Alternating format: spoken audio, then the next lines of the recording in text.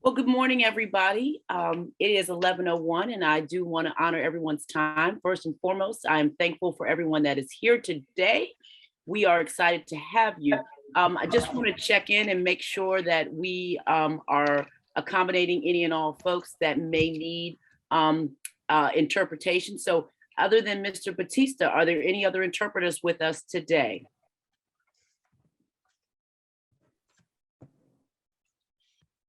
Okay, I'm working on my wait time. At any point, if you do need anything, please let us know. So again, welcome to our special education process essentials. My name is Kia Middleton-Murphy. I am the acting Area 2 Special Education Supervisor.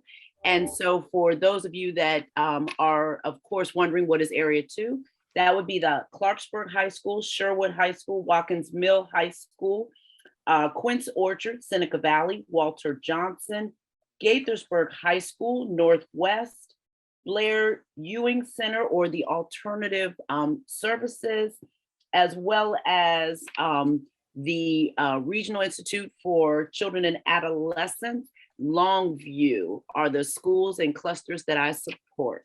I also have with us today Miss Claudette Smith, and I'll allow her to introduce herself, please. Good morning. My name is Claudette Smith. I am the Area 1 Supervisor. I support the clusters of Kennedy, Magruder, Rockville, Blake, Paint Branch, Churchill, Einstein, Richard Montgomery, and the Whitman cluster. Hi, everyone. My name is Dr. Melissa Brunson, and I am the Area 3 Special Education Supervisor. Welcome to our Special Education Process Essentials. Let me just explain to you which clusters I support, starting with the Blair cluster, Bethesda Chevy Chase High School cluster, Northwood High School, Wheaton High School, Thomas Wooten High School, Damascus High School, Poolsville High School, Springbrook High School, part of the Northeast Consortium, as well as Thomas Edison and the Smith Center. Thank you, Dr. Brunson and Ms. Smith. I noticed that a few more folks have joined us. Please let us know if you are an interpreter. We want to make sure that we meet everyone's needs today. Okay. By the end of our meeting, you will become familiar with the IEP. We will walk through the pages of the IEP, and I will give you the most prominent highlights of that section of the IEP. And of course, I will not be doing this alone. Dr. Brunson and Ms. Smith will be there to support me as well as you. If you have any questions, we have left time at the end, so please go ahead and drop those questions in the chat. Or when we get to the end, feel free to come off mute and we will gladly do our best to answer any questions that you may have. The big picture. The big picture, it's a blueprint. It is what allows us to understand, of course, how to guide ourselves in developing a specific pattern, or in this case, an individualized education program. So similar to the blueprint of a building, a child with a disability would require a blueprint for their free, appropriate public education. The plan may be long, but certainly it's detailed because we want to make sure that teachers, paraeducators, and all school staff, along with parents, have the appropriate tools, strategies, and understanding about a child's unique needs. And we want that experience to be appropriate for the child. The IEP is required to ensure your child will receive a free, appropriate public education in the least restrictive environment. The IEP team considers the way to the maximum extent appropriate how to educate your child alongside their non-disabled peers. The IEP lays out what specialized instruction and possibly related services are required to enable your child to be involved in and make progress in the general education curriculum standards. Every student can learn, just not on the same day or the same way. Okay, thank you, Ms. Middleton-Murphy. And so the section that I will be going over is the special education process. So please take a look at the slides because I'm going to give you an overview of that process. And so I know that a lot of our audience members are probably parents, some that may have students that have an individualized educational program, or we may have some that are just very curious about what is that and how do we get into that process? And so you may have questions maybe about specific areas of a student's learning or social skills understanding or communication. If you're seeing that there are some questions that you might have, you might wonder as a parent if your child has a disability. And so one of the things that we want you to keep in mind about when you suspect one, that you inform the school. That's like your first point of contact. Make sure you inform the parents, inform the teacher first, because the teacher will be able to give you some insight into your child. If you're new to the system or if your child hasn't even entered school yet, you know, your first point of contact could be the homeschool that you are aligned to. And so right now I'm going to give you a quick overview of the special ed process.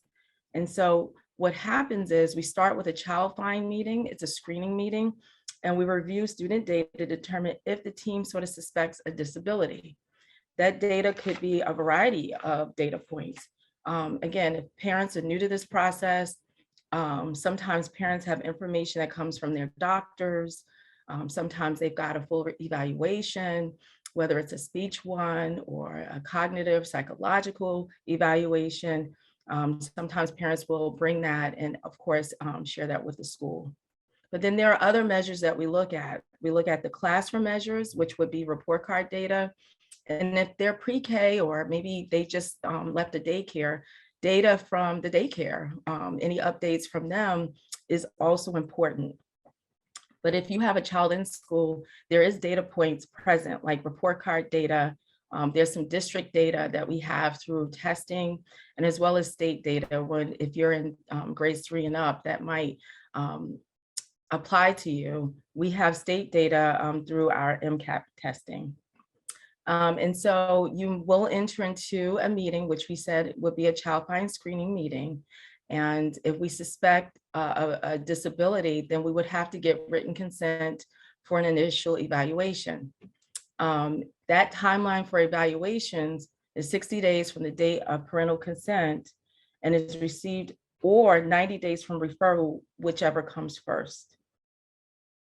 Evaluations must be done and or reviewed in all areas of a suspected disability using a variety of assessment tools and strategies so that we can gather information about the functional development and academic profile of your child.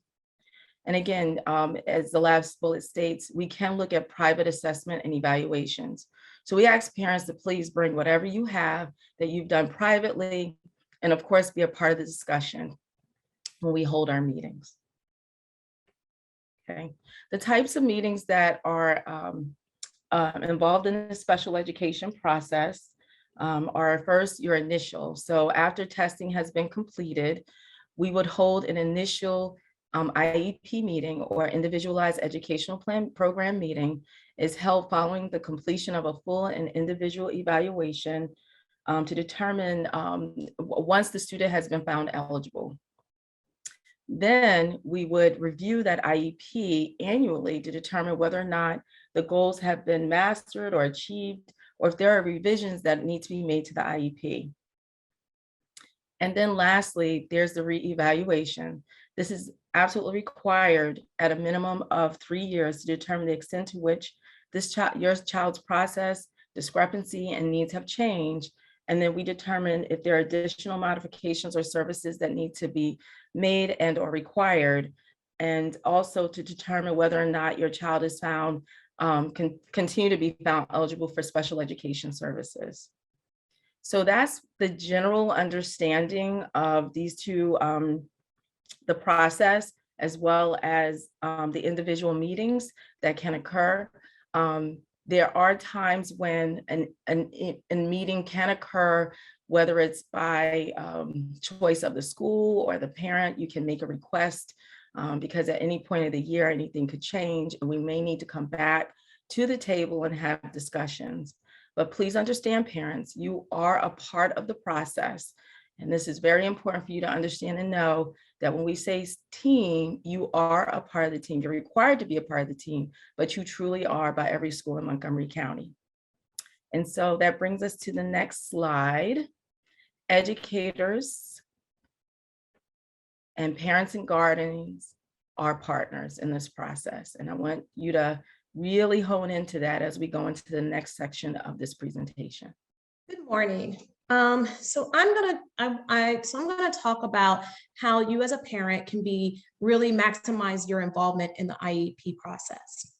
So the first, so here we have a document that gives parents information about different sections of the IEP process. So the first part is, in advance, you should receive, you should have an opportunity to share your perspective of your child's strengths and weaknesses in their learning through a parent report. The special education team should take out a few minutes to discuss your responses at the beginning of the meeting and, when applicable, during the meeting. I encourage you to take the time to complete this report, especially if you have concerns or questions about your child's needs.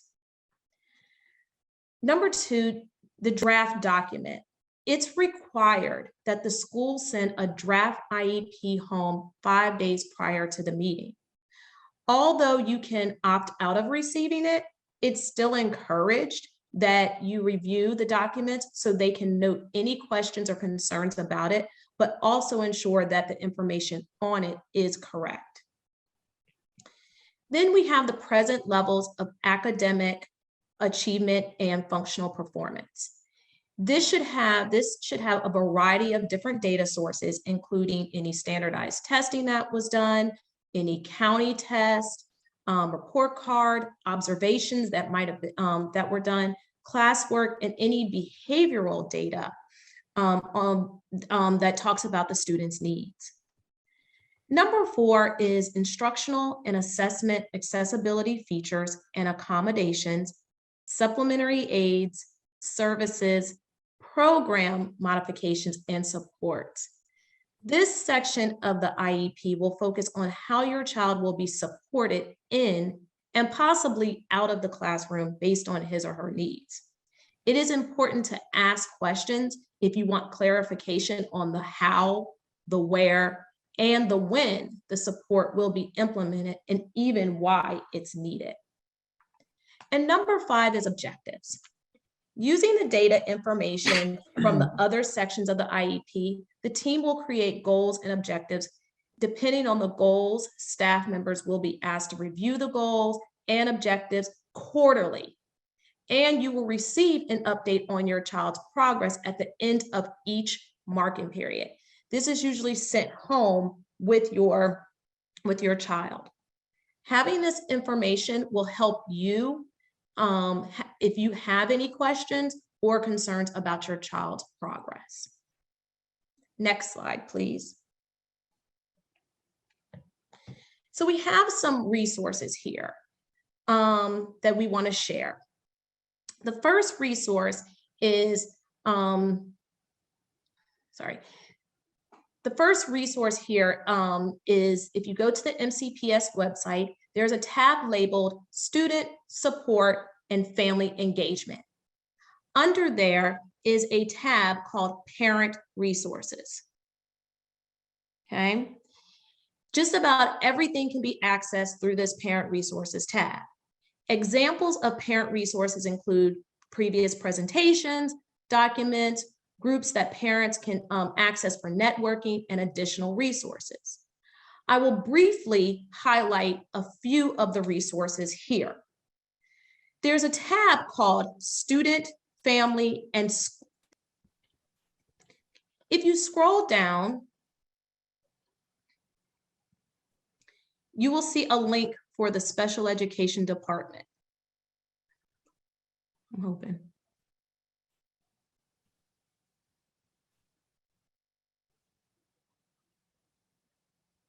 Okay, there we go.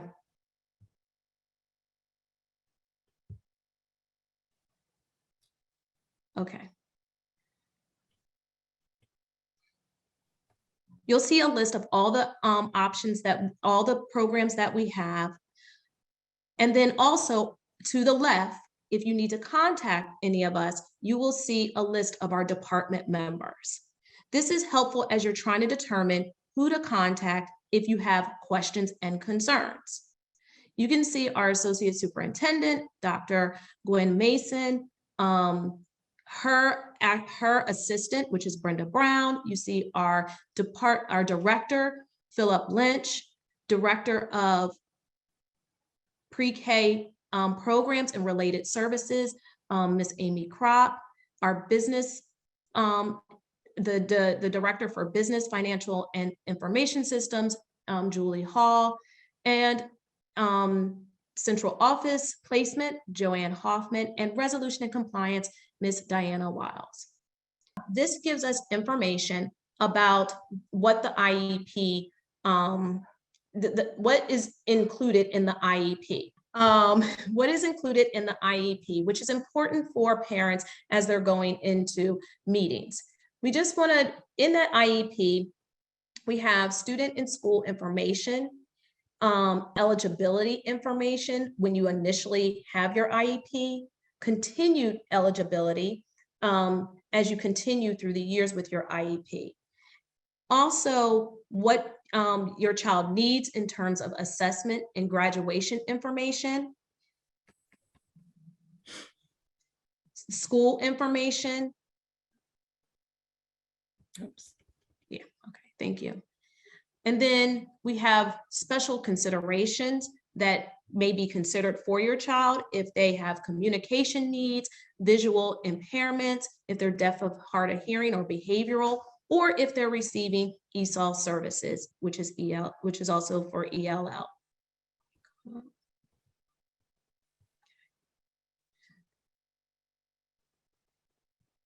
The last link that I wanted to focus on was the Maryland Learning Links website. This is through the Maryland State Department of Education.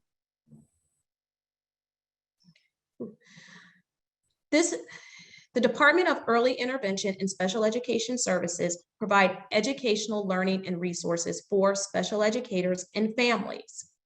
On their website, you will find resources by age group for early childhood, such as a family guide to preschool education, secondary transition, and a link called Access, Equity, and Progress, which focuses on students school age with disabilities 3 to 21.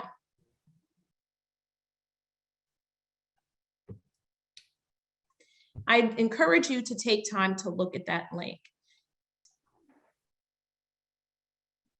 The Parent Academy, sorry, yep.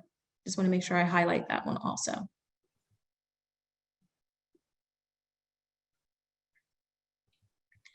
So I wanted to make sure that I highlighted this one because this feature on our website gives parents opportunities to be part of an academy, to participate, but they have workshops and chats. Continue to go down.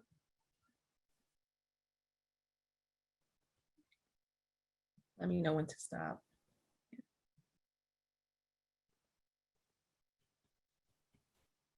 Yep, here's exactly where I wanted to go. Okay, and although this is not all just is for special education families, but it's for any families. And so I just wanted to make parents aware of other resources that are on our website for all families. Okay.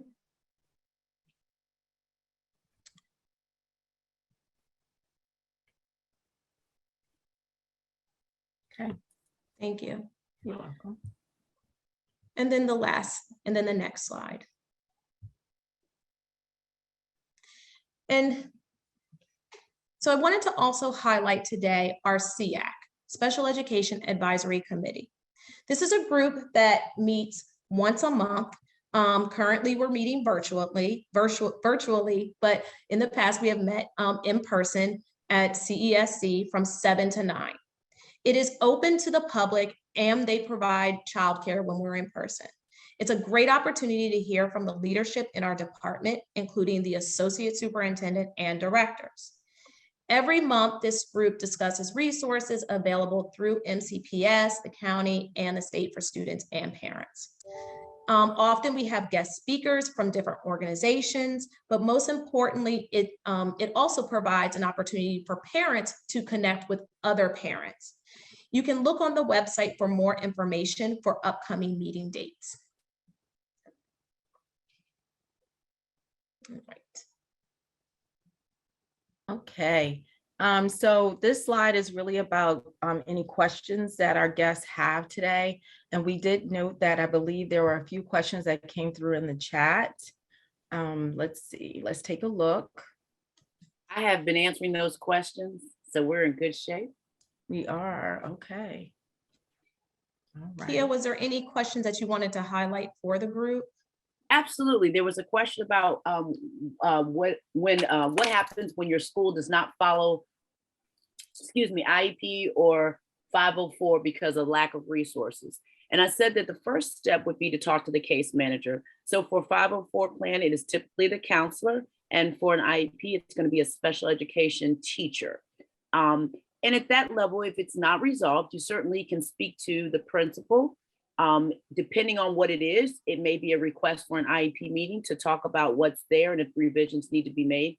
And certainly the resolution and compliance unit can be contacted. And I know that you did indicate Diana Wiles, who is the supervisor, and that office will certainly support parents, navigate any questions they may have, and if possible or necessary, work with the school team to ensure that the IEP or the 504 plan is being implemented as written. And then at one point, we talked about IEPs being sent home with children. That's typically what happens in elementary. And then certainly since we have made many pivots over the last year and a half, 2 years, electronic copies are also sent. Parents can request a hard copy, or they can request for the information, the meeting documents to be sent electronically. Looks like we have another question that just popped up. There's actually two. What is a central IEP meeting and why is it necessary? So I'll jump in and to my other area supervisor, if you want to add on, please do.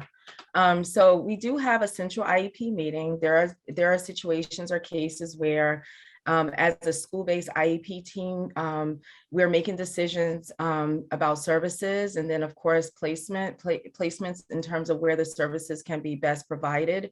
And there are times when we need the help of our central IEP, which is actually it's actually led by a different facilitator, but the school team is invited as well as the parent, where we can review the IEP and maybe discuss other type of services and options. And again, those options could be public school-based options or non-public school-based options. It really just depends. But when a decision is made like that, it's usually because we've maximized, there's maybe a set of services that a student needs that unfortunately, we may have questions about whether or not we can make decisions about that are in Montgomery County public schools. So what we would do is make a referral to the central IEP team so they can also review the IEP, help us with the adjustment of services, and help us make decisions about whether or not we need to look at other placement options. We have a couple of schools within our district. For example, we have called Sandburg. That's a K through 5 school. And we will go through the central IEP process. If we feel like a student needs a separate day school like that, where it is 100% of students there have IEPs. And so we would refer that case to the central IEP team unit. Any other, let's see. Yes, the next question about the minimum and maximum length of an IEP meeting. So what I would tell you is that there is not a specific or set time. What you will see is there's variance based on the school and how their master schedule is set up. So oftentimes meetings are set based on purpose. Could be an hour, it could be 2 hours. I would say that typically meetings are not beyond 2 hours because of course there's impact when we have the general educator and the special educator in a meeting. So there is, again, not a set time, but meetings typically range from an hour to 2 hours. There's another question that asks, what happens if the special education department places your child in an inappropriate resource class that the student specifically, I can read it too, requested not to be put in during the previous year's IEP meeting, and then no appropriate resource class placement is possible.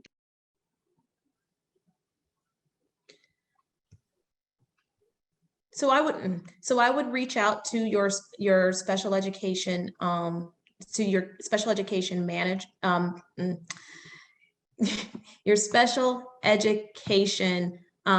person who is over your IEP, okay?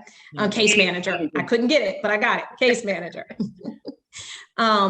And I would talk to them about your concern about the inappropriate placement, and also the counselor, and just have that conversation of what your concerns are and what your child needs. And you two can work, you can talk through that of why they may need it and why they may not need it at this time.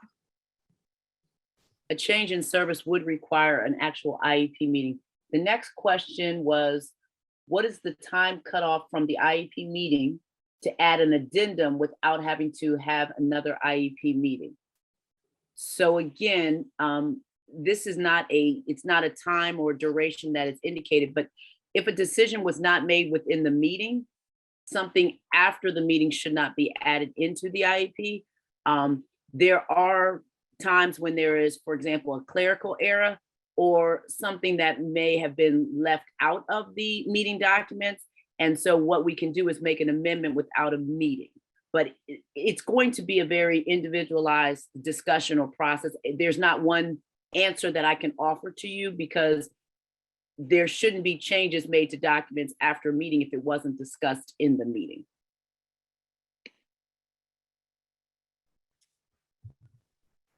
Okay. I just one quick follow-up and then there's another question. Someone mentioned that they had reached out to the RITC and the counselor, but did not get a timely response. And I think to follow up, I think that was related to the question around either the resource class, or you have questions about that, or even in any event, any questions you have about the IEP process or the instruction your child is receiving or the supports your child is receiving.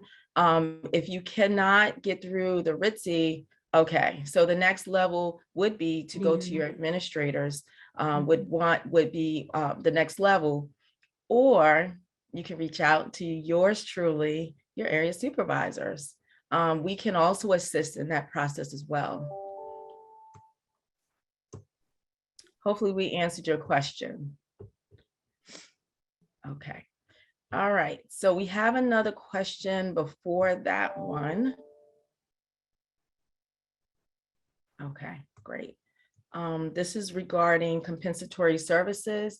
If you have compensatory services, a specific school is required to provide, but the family has decided to transfer the child to a private specific disability school, what recourse can you take?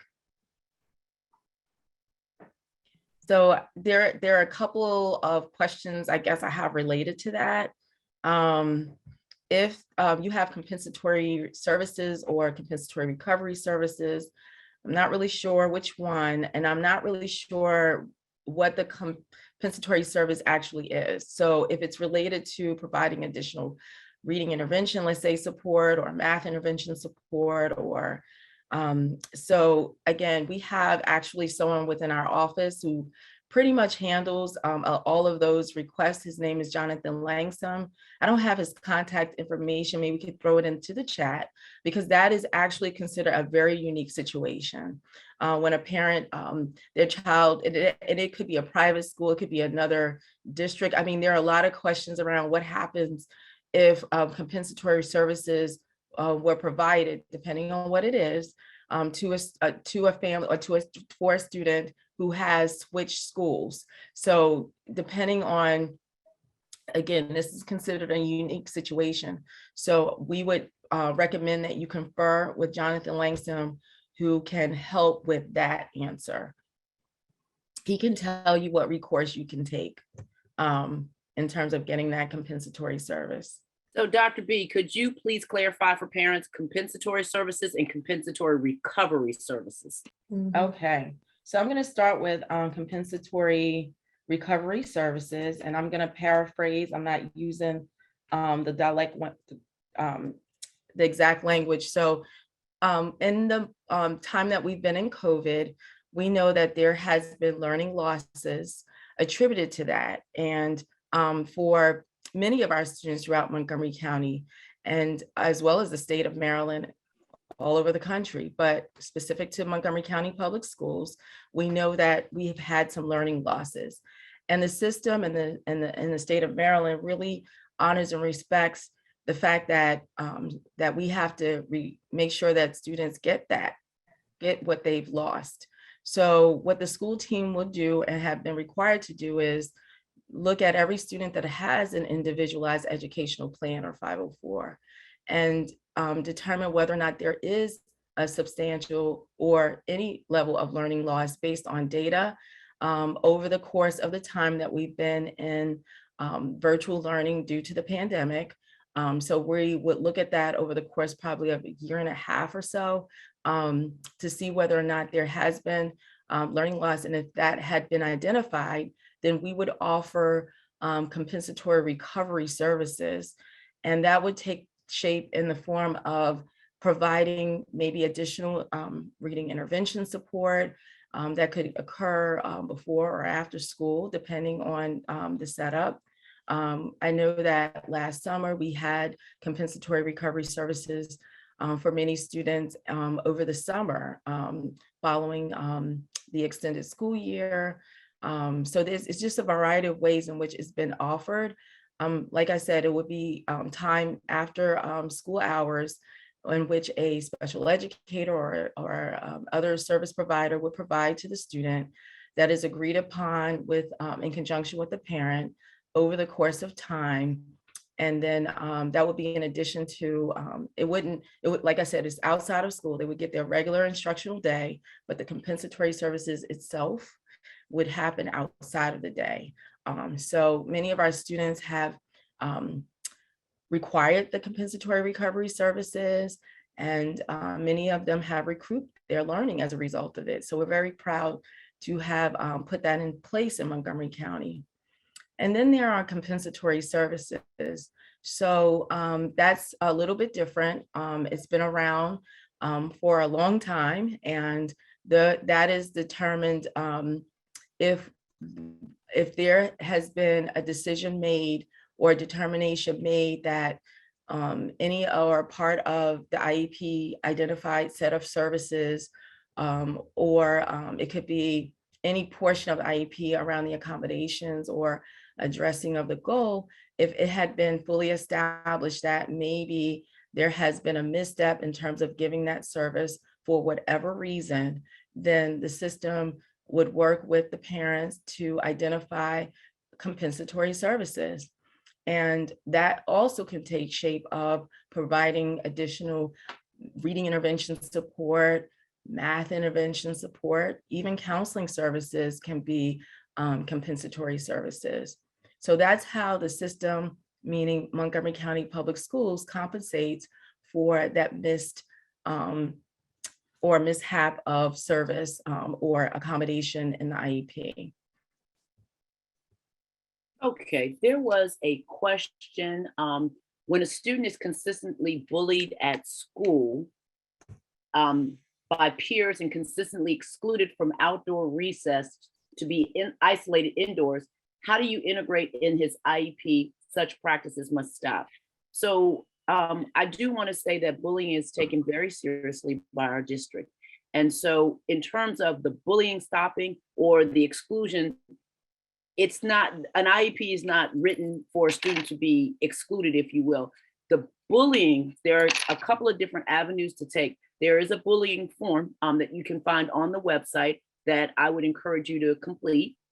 It's submitted to the administrative team for them to investigate and report back to you. Off the top of my head, I believe it is within 48 hours. But I would definitely bring those concerns to the administration.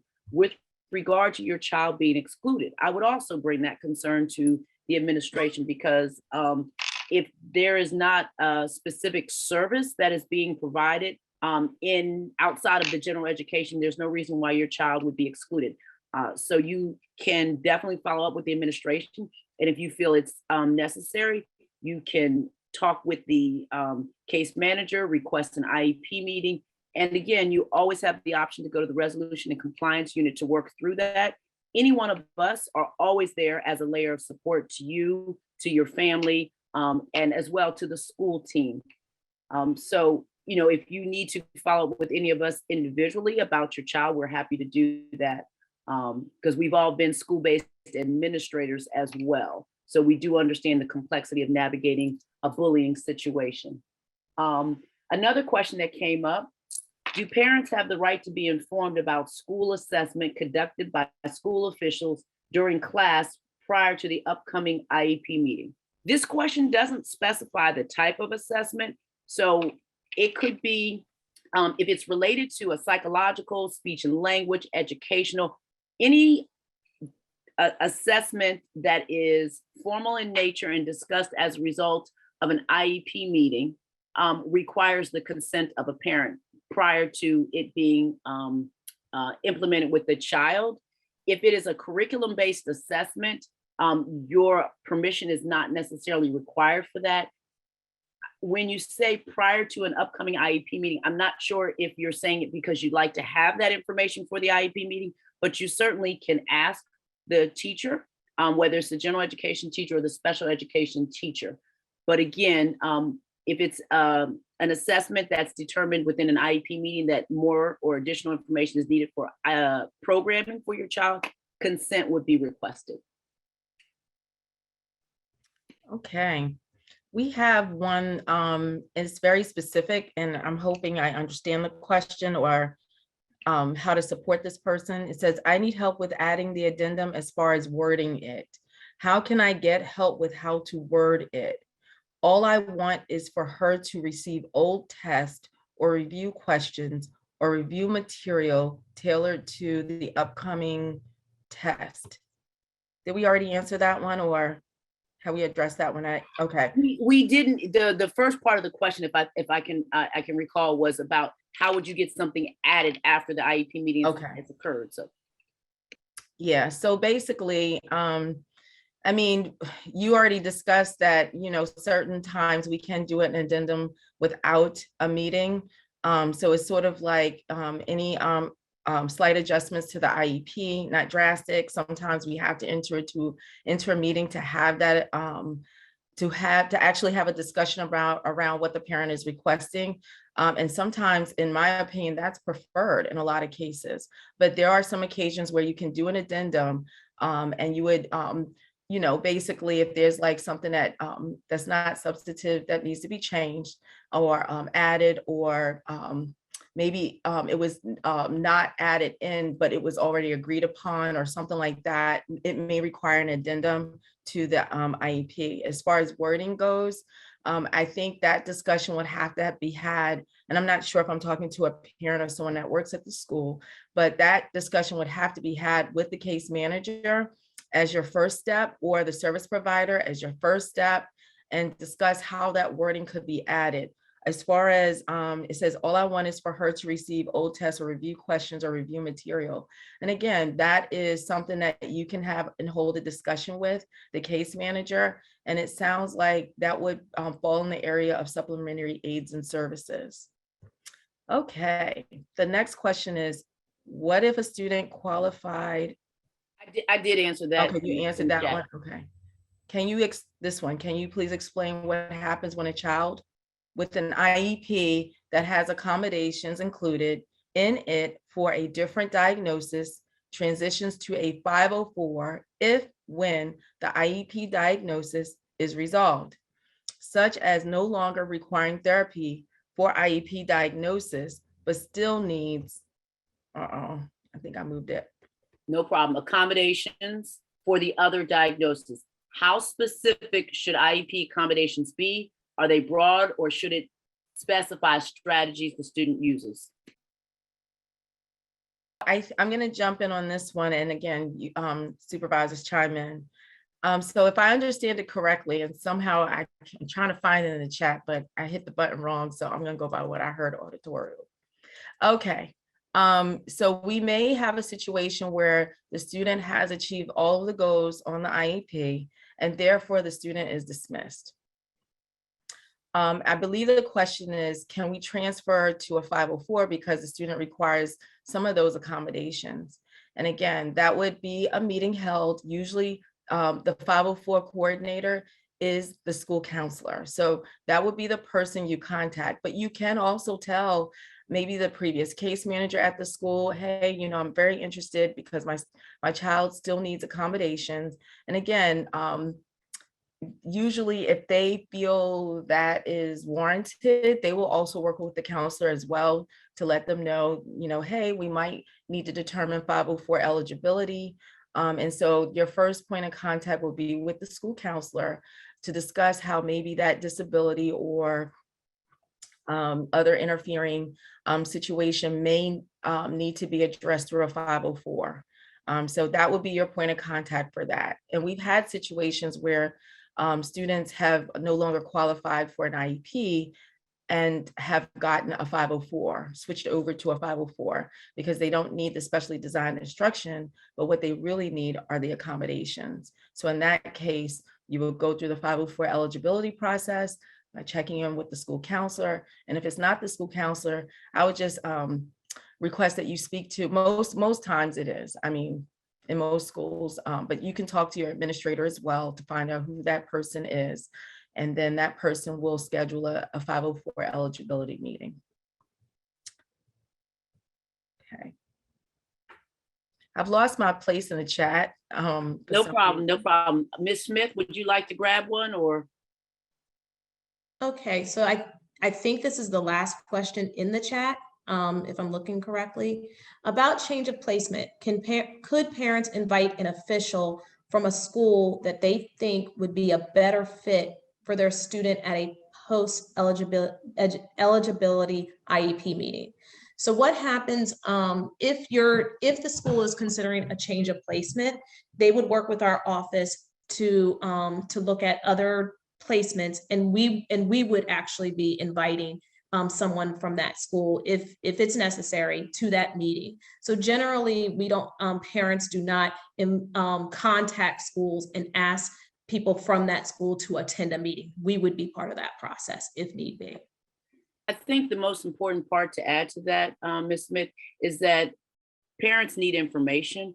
And I think what I often will certainly invite a parent to do, and I contact the parent and the other supervisor or perhaps a service that they're interested in by email, so they can maybe have a phone conversation about the different services. We certainly can offer you information, and we welcome the opportunity to connect you with program supervisors. So that's an opportunity for you to gain your own insight and ask questions, because what we don't want to do is have a set of services at an IEP meeting that are completely inappropriate for your child. So the intent is always to make sure that we are thinking about what your child requires and making sure that you have the information and the entire school team to make, which you're a part, to make appropriate decisions. Another question that came up, how specific should IEP accommodations be? Are they broad, or should it specify strategies the student uses? That's a good question. We try to be as specific as possible. And actually we prefer to be specific because the way we look at IEPs, individualized educational program, if the student moves, we want to be able to make sure that the next school is able to read that IEP and really understand what that means. So if we're saying that they need, let's say they need breaks if you don't specify when or how those breaks are in the IEP, then the receiving person would not necessarily know what that means. And so we always ask and we always encourage, and again, parent as partners, if you even see any generally stated accommodations as a part of the process, as a part of the team, you can voice that concern. But we are always encouraging and also providing training to all of our teachers throughout the county to be as specific as possible when it comes to the accommodations. Again, we don't want to name, sometimes we'll say things that are so generic that it can be taken sort of the wrong way or the wrong strategy applied. And we don't want to do that. We certainly want to set the student up for success. And so we certainly want to use those successful strategies that the student has been using and can continue to use per the IEP. Let's see. Scrolling down. I think I see another one. Nope, but I appreciate the comment from Teresa Jones. SMART IEPs are very helpful for parents to know how an IEP should be tailored for each student. SMART meaning specific, measurable, attainable. I'm drawing a blank on the R. Reasonable. Yes, and the T is for time, the period of time. So the essence of that is that when you look at your child's goal, you should understand A, what it's asking your child to do, and B, what's very, very important is how it will be determined that your child has made progress and how we are measuring that goal. So that is, truly what is important, because you want to know exactly what it is that the child must do. And the objectives tell you the steps that will be taken to meet that overall goal.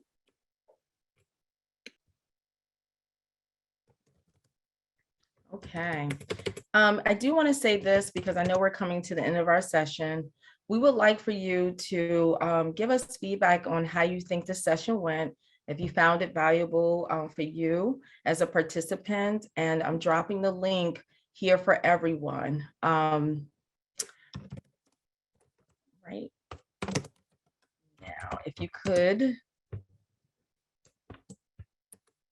Okay, there it is. Can you all see it? Great. Yes. Okay. I'm just seeing if we had any other final questions. I think we've covered them in the chat. Okay. I do see one other question. I think that'll be the final one. And then I think the session, because we have to actually transition out soon. How do you anticipate continuous discrepancy and accuracy in IEPs? And it's interesting how the question is worded, because we never anticipate continuous discrepancy and inaccuracies in IEPs. And I'm not exactly sure the details around that.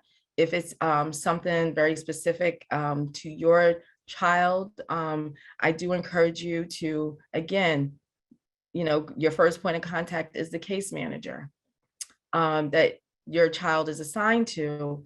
And if you feel like it's an issue or a problem that hasn't been resolved, your next line of contact would be the administrator. But again, you also have the special education supervisors. And if you scroll up to the chat, we identify us as, I'm Area 3, Melissa Brunson, Claudette Smith is Area 1, and Ms. Kia Middleton-Murphy is Area 2. We cover very specific clusters. Again, if you scroll up to the chat, they've been identified. You can also reach out to us. Because if you reach out to any of us, we'll get you to the right supervisor. Right. So given that, again, if it's continuous, you've tried to address it, you feel like you're not having any success, you want to find that you certainly want to take those steps. That's important, because we do want to make sure that IEPs are written well and that our students are getting what they need as a result. Okay, so the time is now 11:55. Yes, you are absolutely welcome. We got a lot of thank yous. We appreciate you. And again, we're always learning and growing, and we always want to see what we can do to help and assist you with your understanding of special education process. We couldn't go through everything. That's why we call this session Essentials. And so we look forward to getting your feedback. Have a wonderful afternoon and weekend.